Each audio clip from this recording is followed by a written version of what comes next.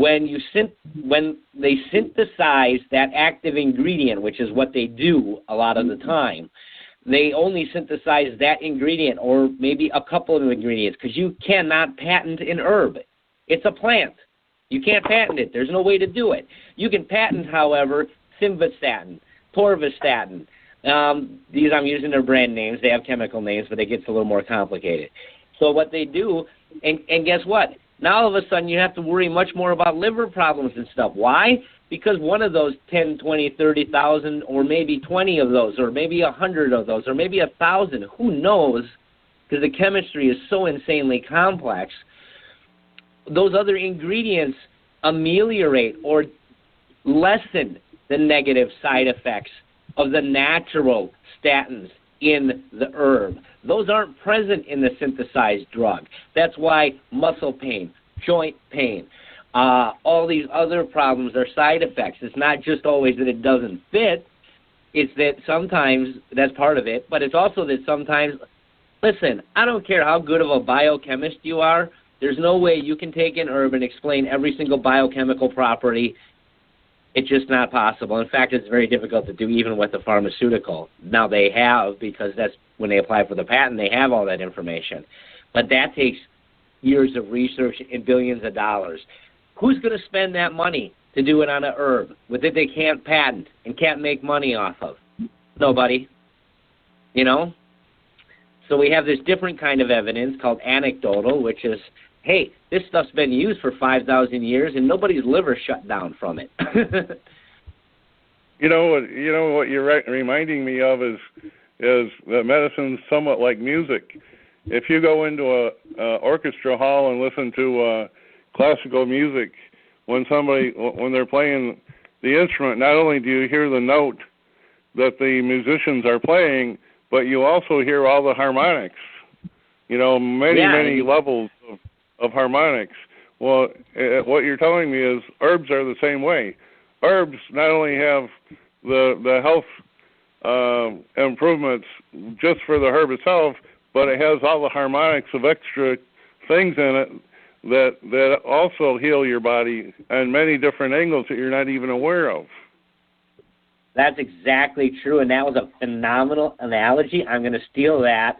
I've never heard that before, but it was exactly perfect. Yeah, there's overtones, undertones. There's the blending of the different instruments. Yes, a trumpet sounds wonderful. A guitar sounds wonderful. But what does it sound like when it's part of a symphony? It's completely different, isn't it? It's a part of a harmony. There's that synergy going on with those musicians. I'm not a musician. I am a little bit. I play a few things, but not at that kind of level.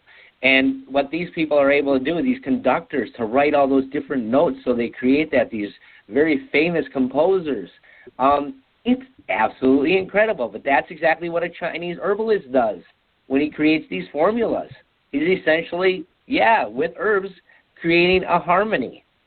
You know, like I said, for instance, fuzhi, aconite, can be very toxic. Well, what do we use with fuzhi to decrease the toxicity in a formula? Oh, Pfizer, and I don't remember that one in English. Sorry, folks. I know all the stuff in Chinese, but often I don't remember the Western names, because when you use an herb and you use the Latin name, it only gives you part of the information. I'll give you a very quick example. Ginger, great for a lot of things. Everybody knows about it. All right, so we can't just say Officinalis zingibaris, which is the Latin for ginger. That's true. However, in Chinese herbs, that only is ganjiang, raw ginger. Shenjiang. Then there's ganjiang. Then there's jiganjiang. Then there's, which is honey fried ginger. There's ginger fried with wine. And you know what? We prepare the herb these certain ways. That actually changes some of the information of it as well. For instance, raw ginger is a lot hotter than prepared ginger. Honey fried ginger is easier on the gut, so people with ulcers or other heat problems can take the ginger without it irritating them. It's very complex. Well, that's very interesting. And then on the flip side of all that is the chemical companies that make the drugs are like the musicians that make CDs. Whenever you have digital music, all you hear is just the individual notes. They may be fancy notes, but all you hear is the note itself, and there are no harmonics whatsoever on a CD. I don't know if you knew that, and that's one of the reasons why that's why the vinyl. That's why I like vinyl. Records are coming back.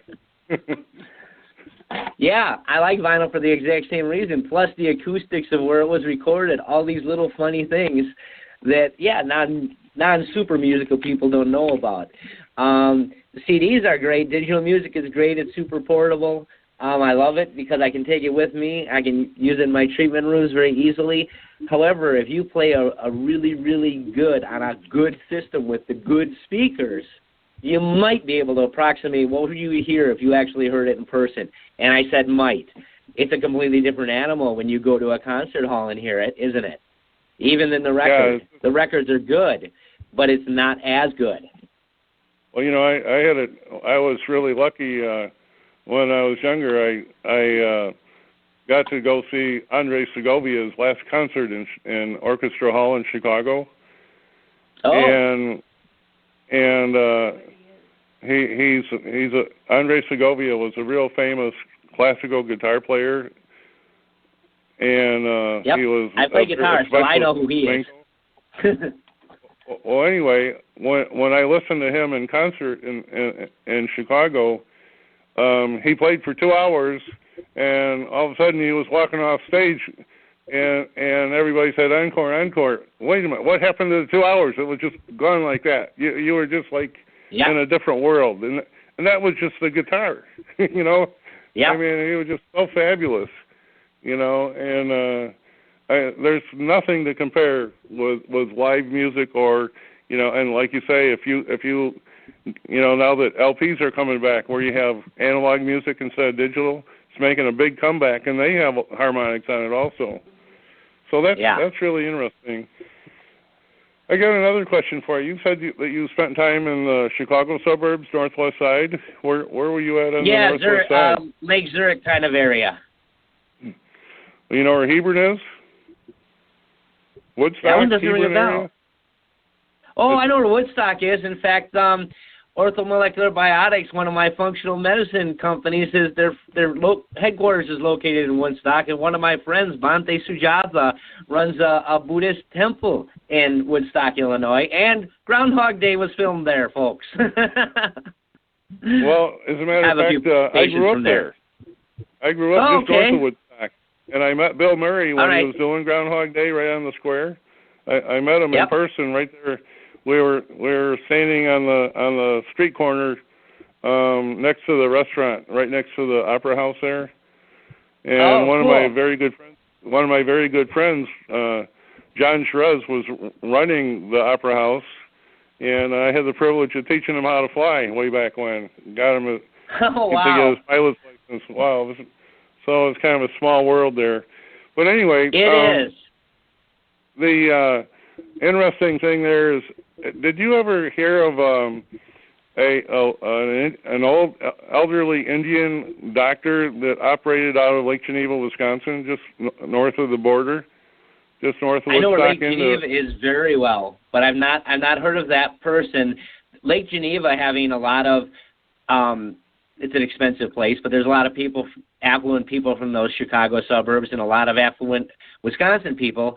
There's a lot. Lake Geneva, for being a small-ish area in Wisconsin, has a ton of integrative care available for people. And so I'm not familiar with everyone there, but there's a lot of very wonderful practitioners even right now. Well, this lady was about 80 years old back in around 1990, and she specialized in holistic type medicine, and she had a Royal Rife machine. Yep, I'm familiar with that product. Pardon me, you are? Oh, yeah. Yep, Rife Frequency. So she had very one much familiar with it. And she healed everybody that came to her. It didn't matter if you had AIDS or whatever it was. She took care of everybody that came to her. And finally, the state of Wisconsin ran her out of town, and the last I heard was she was getting ready to go back to India. But I had her treated. I went to her to get treated for systemic candidiasis, which I had picked up from taking a bunch of well, I had an operation when I was like in 9th grade in high school, and I got a severe case of candidiasis, and she treated it and got me over it, believe it or not. And no, I believe it. You know, I know exactly how it works. well, good. I got some of it back now, so I may come see you again. But anyway, something really interesting happened when I was visiting her one day, and you might find this kind of interesting because you love to help people. One day I went in for treatment, and while I was in the side room, I heard the phone ring in the front office, and the lady at the front desk answered the phone and then immediately came in and talked to this doctor I was with, the Indian doctor, and she came back into my office. She said, "I'm sorry, but I'm going to have to cancel your appointment for today." And she said, I have to drive into O'Hare and catch a flight to Atlanta.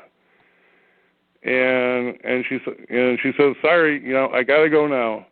And I could hear, I was working with one of her aides was working with me, but she said, I got to get going, and I could hear her packing her bags and everything, and it took her about 10 or 15 minutes to get everything packed to go. And then the phone rang again. And when the phone rang again, I didn't know what it was. And then she comes back into the room I'm in, and she says, "Well, I guess, stick around.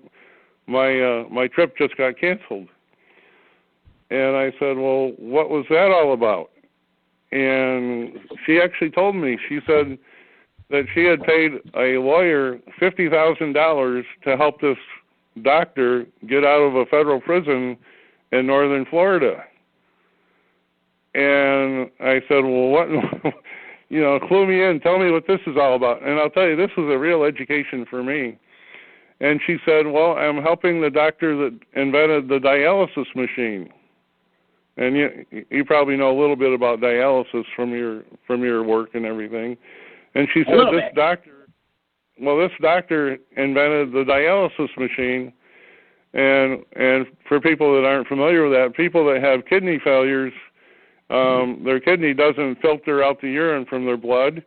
So what this doctor did is he developed this machine that he could plug into a vein and circulate the blood through this machine that would take the urine out of the blood, and then they'd put it back in another vein, and it'd kind of like circle through the machine and back into the person's body.